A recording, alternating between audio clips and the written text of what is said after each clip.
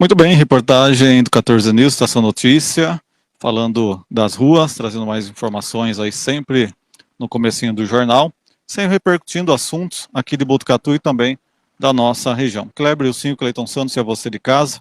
A gente trouxe recentemente um caso de um comerciante de 46 anos que foi ferido ao tentar separar uma briga ocasionada durante um jogo de baralho. Esse caso ocorrido em Pardinho, na sexta-feira, dia 18, sexta-feira santa, inclusive, e a Polícia Militar foi acionada para esse local, onde, segundo as informações do boletim de ocorrência, a vítima ali, então, portanto, foi ferida com uma faca. O autor acabou sendo preso e a gente acabou repercutindo esse fato no 14 News, né, no site 14news.com.br.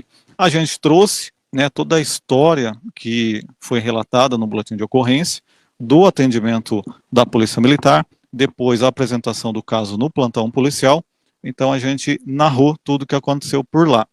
E eu fiz questão de procurar também o advogado que está responsável pelo caso, o Dr. Danilo Carreira, pedi para ele chegar aqui para falar com a gente. Doutor, a gente, né, repercutiu esse caso no 14 News e a gente fez questão também de saber, né, o que o autor dos fatos, né, dessa facada acabou narrando também, depois desse episódio todo, porque ali parece-me que é um bar existente ali na cidade de Pardinho, e começou ali uma confusão, né? Ou seja, depois ele também narrou toda essa situação para o advogado com mais detalhes, inclusive. Primeiro agradecer de atender a nossa reportagem, a gente poder falar um pouquinho sobre esse caso. Tudo bem, doutor? Tudo bem, boa tarde, Cristiano, boa tarde, pessoal do Estação Notícias, 14 News. Infelizmente, uma tragédia que aconteceu, né?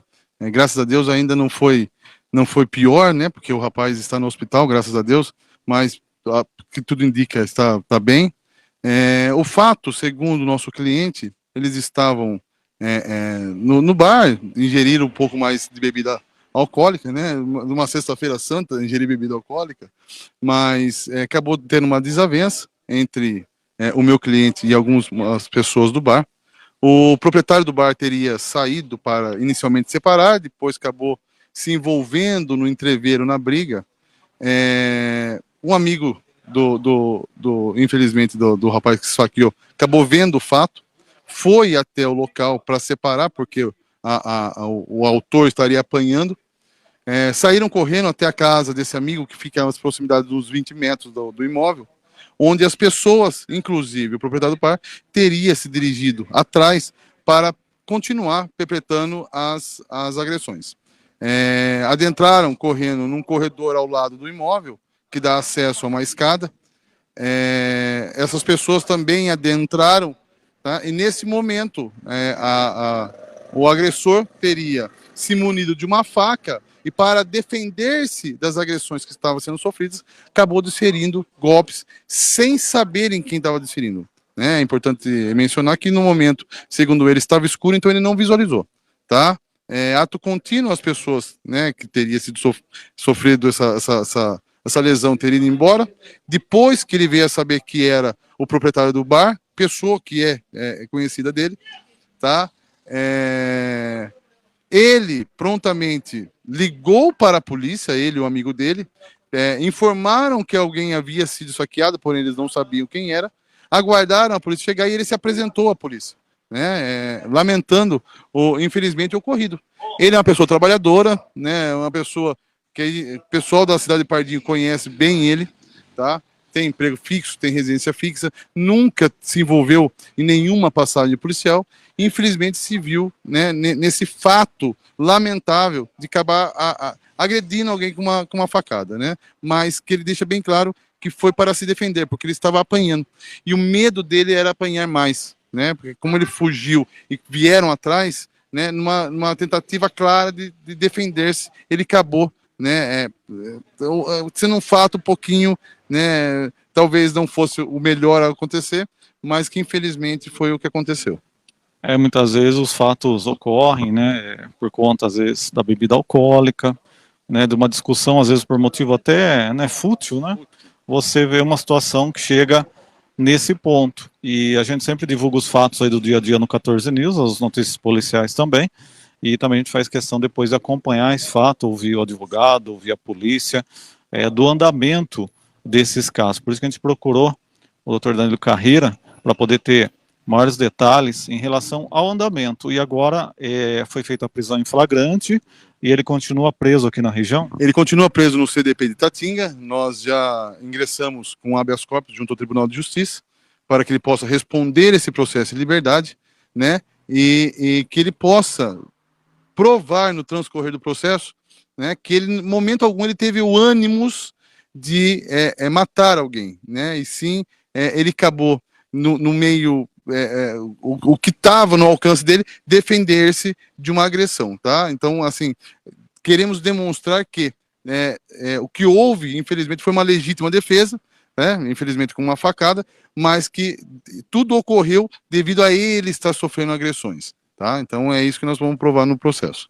Num caso como esse, doutor, pode chegar uma tentativa de homicídio, e aí isso ser julgado pelo júri, né, júri popular, e aí se analisa muito, por exemplo, no momento do fato, isso leva muito em consideração, é levado em consideração, se houve, né, realmente a intenção de tentar matar, ou seja, se ele deu várias facadas, se ele deu uma facada, se ele continuou dando facadas quando uma pessoa, por exemplo, está caída, isso tudo, esse contexto, lógico que um ferimento ele já é grave, mas quando se demonstra que houve a continuidade, eu tentei realmente, ele tentou matar porque ele ficou em cima da pessoa, então todos esses detalhes são levados em conta num júri. Sim, sim, é importante mencionar, né, que é uma certeza, porque o júri trata de um crime contra a vida, e nesse fato é um crime contra a vida, tá? E sim, esses são detalhes que nós trazemos durante o júri, né? Demonstrar que a pessoa, se ela quisesse, ela poderia ter continuado o ato, ele não continuou o ato, né? Como diz, tá no processo, foram duas facadas, né? Foram dois movimentos próximo uma da outra, demonstrando que foi um movimento espontâneo, né, de tentar defender-se, de assustar a pessoa, né? E será trazido durante o processo demonstrações que não tinha ele qualquer intenção, qualquer premeditação, qualquer ato que realmente ele quisesse matar ou que ele iniciou e poderia ter concluído, tá? Então, por isso que hoje ele é denunciado e vai ser denunciado, como o próprio promotor já mencionou na audiência de custódia, por uma tentativa de homicídio, tá? Porque ele não se consumou, né? Por um motivo fútil, tá? E meio que impossibilitou a defesa da vítima. Essa é a alegação do Ministério Público, mas nós vamos demonstrar, tá, que existe uma outra fato, existe uma outra vertente, né? Que a verdade a suposta vítima também não deixou de ser um agressor, né? E o agressor não deixou de ser uma vítima, tá? Então nós vamos trazer isso no momento oportuno. Vira uma confusão ali e no fim da história alguém vai acabar ferido numa confusão dessa de bar, né? Que um xinga o outro, a questão de jogo de baralho, todo mundo bebeu e no fim da história sai uma briga, alguém vai sair ferido nessa história toda.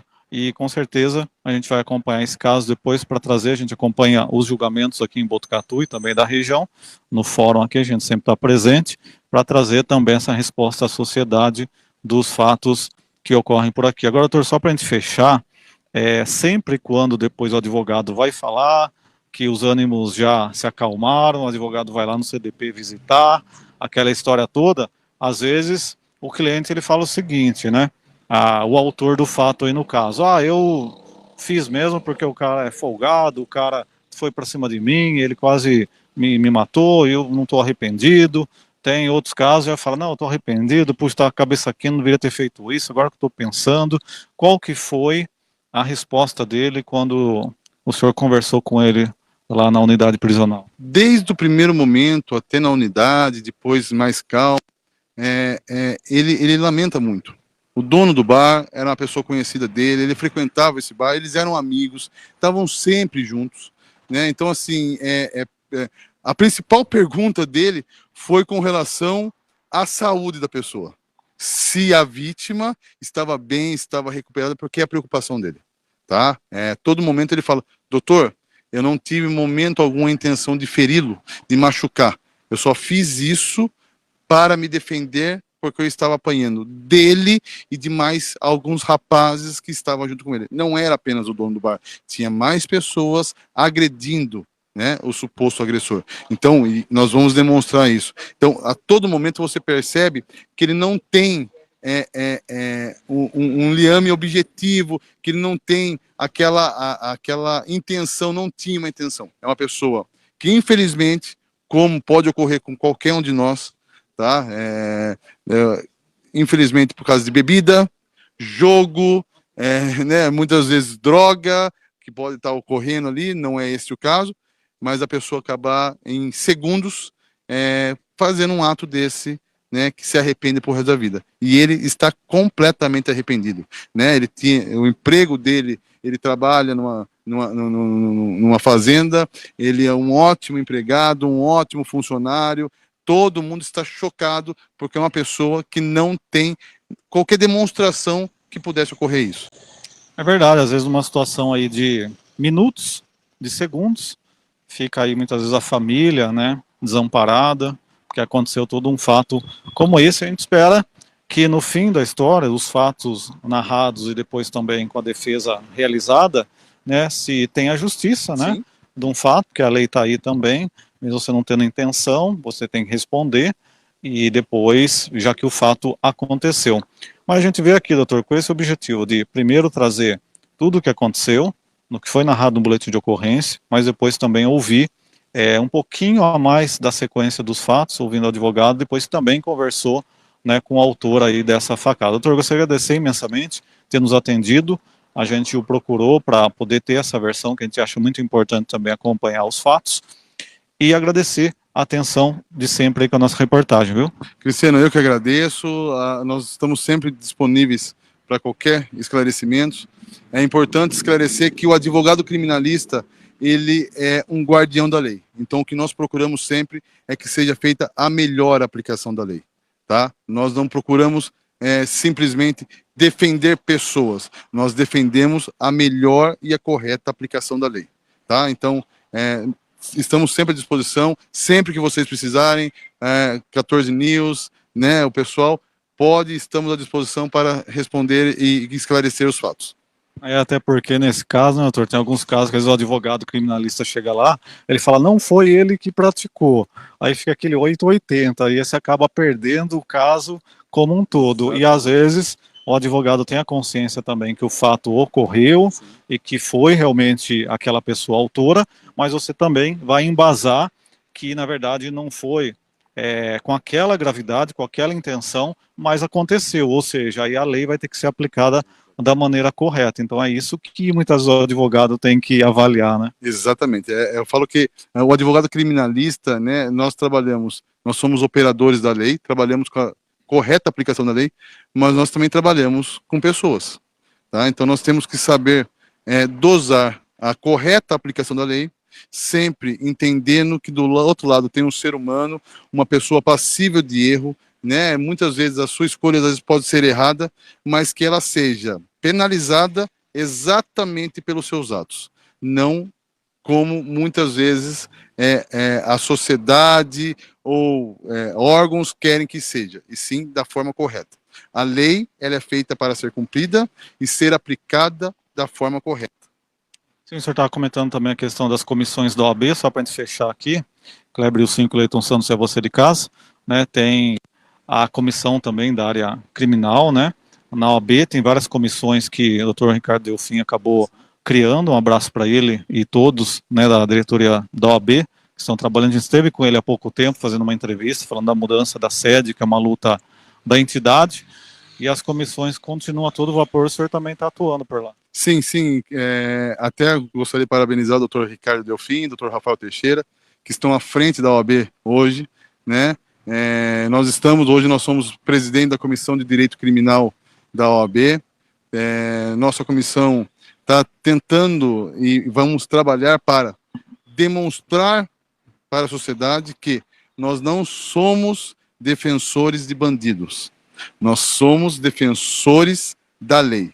Nós defendemos a correta aplicação da lei. Não defendemos pessoas, defendemos a aplicação da lei. Então é isso que muitas vezes o advogado criminalista, ele é mal visto, porém ele não é entendido. Tá? O advogado criminalista é aquele que traz a possibilidade de qualquer ser humano ter a sua defesa e ter a lei aplicada da forma correta. Então é isso que a Comissão de Direito Criminal, né, trabalha junto com os advogados criminalistas da cidade para demonstrar isso à sociedade. Advogado criminalista não é defensor de bandido, não é defensor de criminoso. Advogado criminalista é defensor da correta aplicação da lei. Isso aí, doutor. Obrigado mais uma vez. Um abraço aí a toda a equipe, todos lá da comissão também da OAB, a diretoria e todos aí que atuam conjuntamente aí no seu dia a dia. Obrigado. Obrigado, Cristiano. Uma boa tarde para todos. Muito bem. É isso que tínhamos aqui diretamente do centro de Botucatu, falando desse caso que aconteceu em Pardinho. Uma pessoa foi saqueada após uma discussão no bar, e a gente tinha trazido então todas as informações com relação ao boletim de ocorrência, e hoje repercutindo um pouco mais fato, falando com o advogado responsável, e depois a gente vai continuar acompanhando esse e outros fatos também. É isso que tínhamos. Um abraço a todos. Até mais.